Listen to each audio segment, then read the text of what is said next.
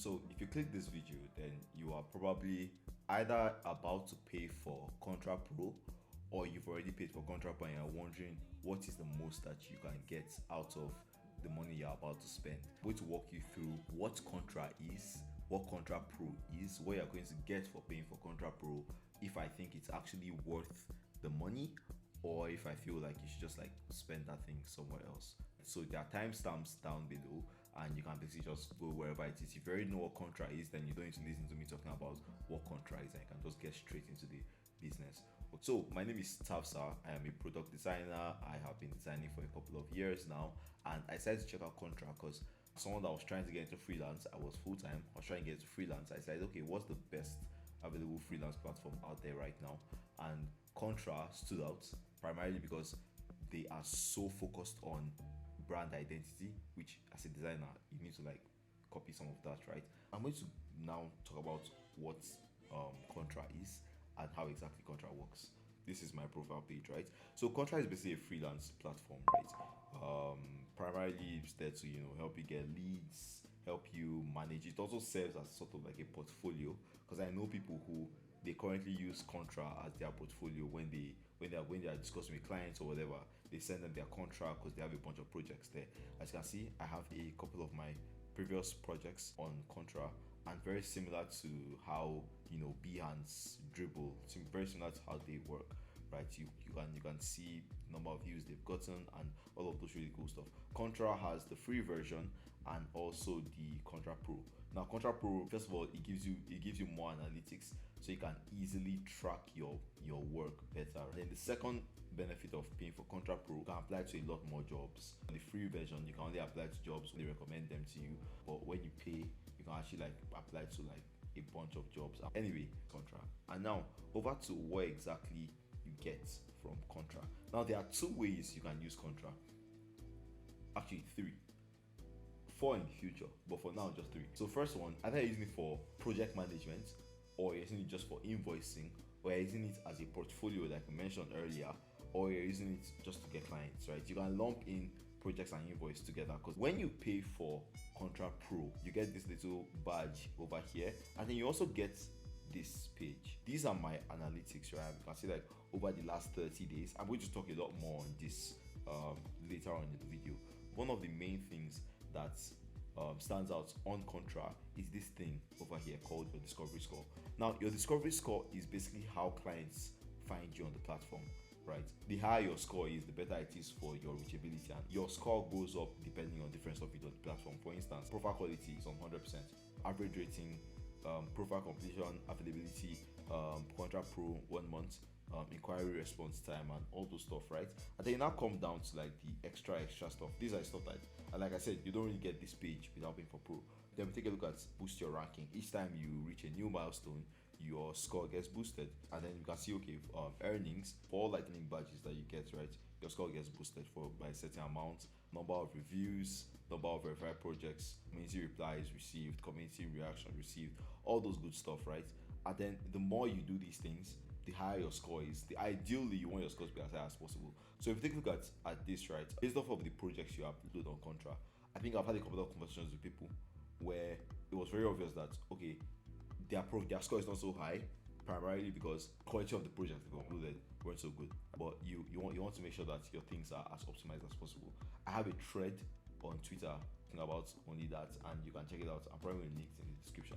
Having 126 points puts me in the top 5% of creatives, which is sort of where you want to be. You want to be top 1%, of course, but I think top 1% is about 160 plus. You get more points by getting clients, getting paid on Contra.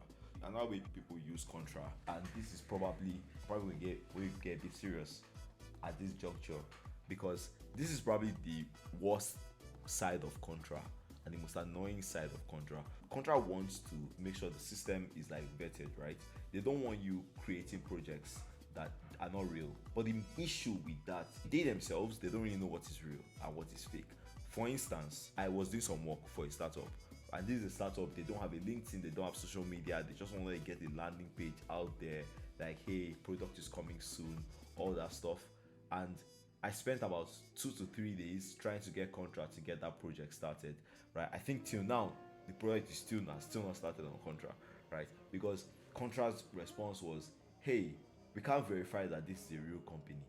And it was until I got the client to write me an email, which he created an official mail. He sent me a mail saying, hey, at Contra team, I actually hired Tafsa to work on that for our company. My name is XYZ. We're paying him this amount.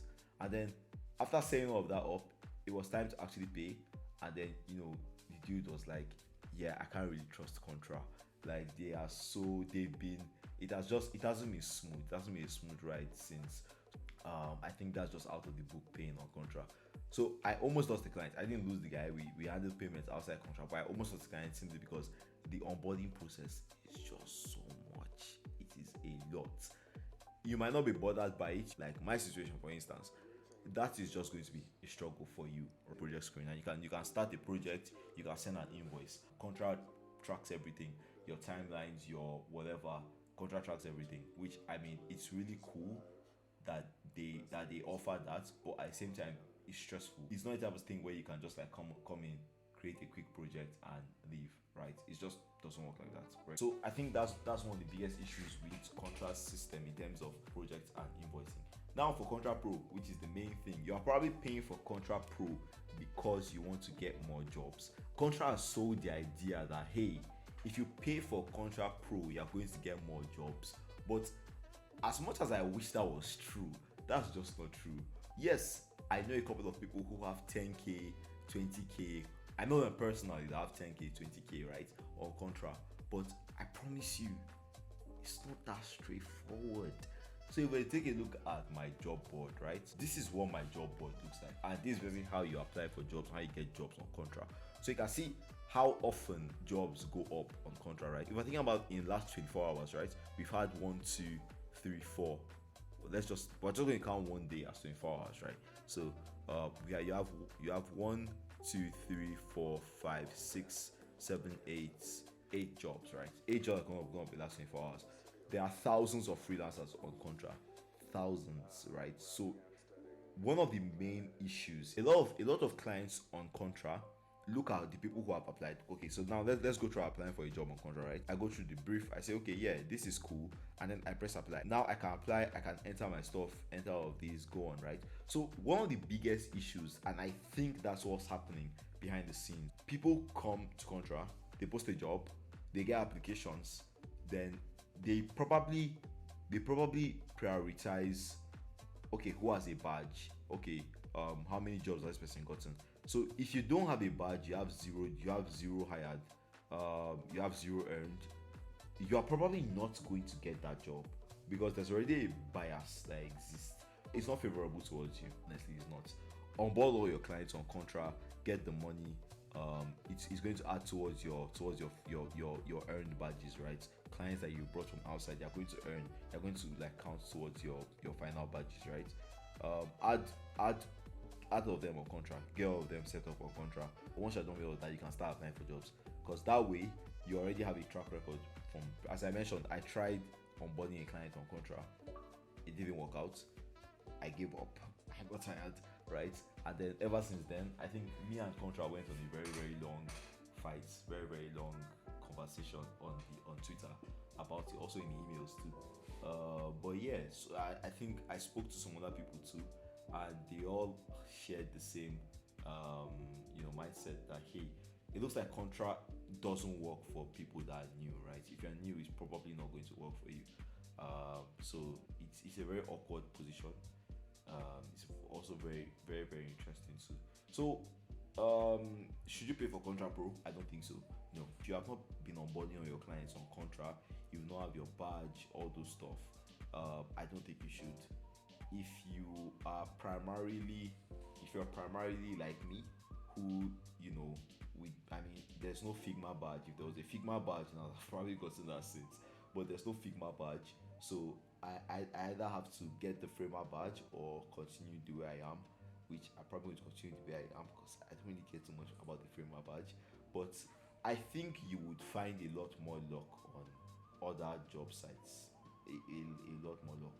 Now, am I still going to pay for Contra Pro because I paid for a month? Am I still going to pay for Contra Pro? Probably, maybe. I'm not so liquid. I don't really have that much money to just throw at Contra.